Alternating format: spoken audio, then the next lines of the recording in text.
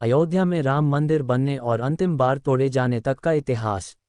इतिहासकारों के अनुसार कौशल प्रदेश की प्राचीन राजधानी अवध को कालांतर में अयोध्या और बौद्ध काल में साकेत कहा जाने लगा। अयोध्या मूल रूप से मंदिरों का शहर था। हालांकि यहाँ आज भी हिंदू, बौद्ध एवं जैन धर्म से जुड़े मंदिरों के अवशेष देखे जा सकते हैं।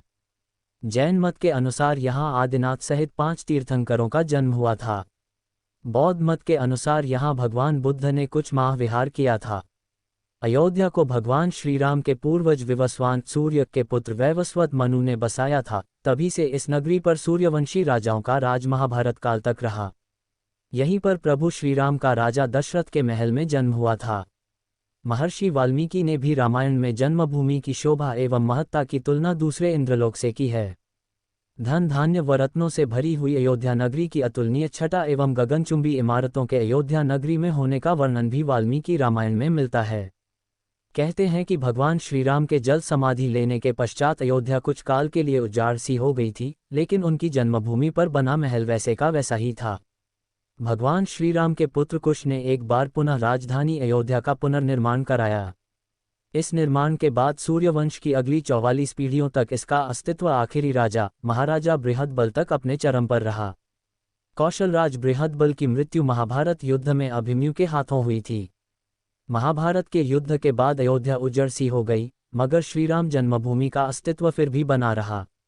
इसके बाद यह उल्लेख मिलता है कि ईसा के लगभग 100 वर्ष पूर्व उज्जैन के चक्रवर्ती सम्राट विक्रमादित्य एक दिन आखेट करते करते अयोध्या पहुंच गए।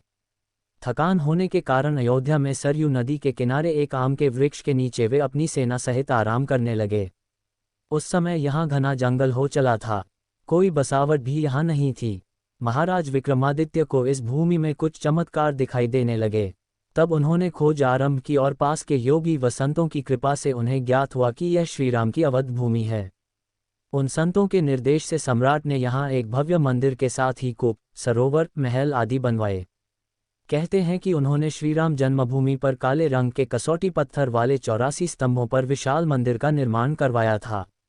इस मंदिर की भव्यता देखते ही बनती थी। विक्रमादित्य के बाद के राजाओं ने समय समय पर इस मंदिर की देखरेख की। उन्हीं में से एक शुंग वंश के प्रथम शासक पुष्यमित्र शुंग ने भी मंदिर का जीर्णोद्धार करवाया था। पुष्यमित्र का एक शिलालेख अयोध्या से प्राप्त हुआ था जिसमें उसे सेनापति कहा गया है तथा उसके द्वारा 2 अश्वमेध यज्ञों के किए जाने का वर्णन है। अनेक अभिलेखों से ज्ञात होता है कि गुप्त वंशीय चंद्रगुप्त द्वितीय के समय और तत्पश्चात काफी समय तक अयोध्या गुप्त साम्राज्य की राजधानी थी। गुप्तकालीन महाकवि कालिदास ने अयोध्या का रघुवंश में कई बार उल्लेख किया है। इतिहासकारों के अनुसार 600 BC अयोध्या में एक महत्वपूर्ण व्यापार केंद्र था। इस स्थान को अंतर्राष्ट्रीय पहचान 5वीं शताब्दी में ईसा पूर्व के दौरान तब मिली जबकि यह एक प्रमुख बौद्ध केंद्र के रूप में विकसित हुआ। तब इसका नाम साकेत था। कहते हैं कि चीनी भिक्षु फाहियान ने यहाँ देखा कि कई बौद्ध मठों का रिकॉर्ड रखा गया है। यहाँ पर 7वीं शताब्दी में चीनी यात्री हेनत्सांग आया था। उसके अनुसार यहाँ 20 बौद्ध मंदिर थे तथा 3000 भिक्षु रहते थे और यहाँ हिंदुओं का एक प्रमुख और भव्य मंदिर भी था, जहाँ रोज हजारों की संख्या में लोग दर्शन करने आते थे। इसके बाद ईसा की 11वीं शताब्दी में कन्नौज नरेश जयचंद आया तो उसने मंदिर पर सम्राट विक्रमादित्य के प्रशस्ति शिलालेख को उखाड़कर अपना नाम लिखवा दिया। पानीपत के युद्ध के बाद जयचंद का भी अंत हो गया। इसके बाद भारतवर्ष पर आक्रांताओं का आक्रमण और बढ़ गया। आक्रमणकारियों ने काशी, मथुरा के साथ ही अयोध्या में भी लूटपाट की और पुजारियों की हत्या कर मूर्तियां तोड़ने का क्रम जारी रखा। लेकिन 14वीं सदी तक वे अयोध्या में राम मंदिर को तोड़ने में सफल नहीं हो पाए। विभिन्न आक्रमणों के बाद भी सभी झंझावातों को झेलते हुए श्रीराम की जन्मभूमि पर बना भव्य मंदिर 14वीं शताब्दी तक बचा रहा। कहते हैं कि सिकंदर लोदी के शासनकाल के दौरान यहाँ मंदिर मौजूद था। 14वीं शताब्दी में हिंदुस्तान पर मुगलों का अधिकार हो गया और उसके बाद ही राम जन्मभूमि एवं अयोध्या को नष्ट करने के लिए कई अभियान चलाए गए।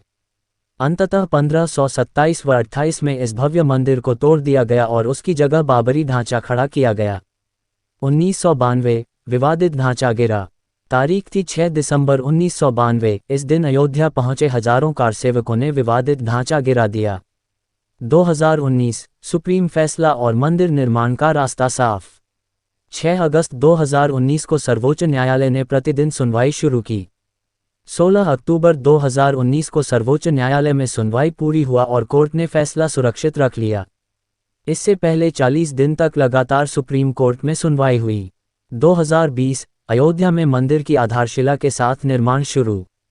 2024 भव्य मंदिर में रामलला की प्राण प्रतिष्ठा।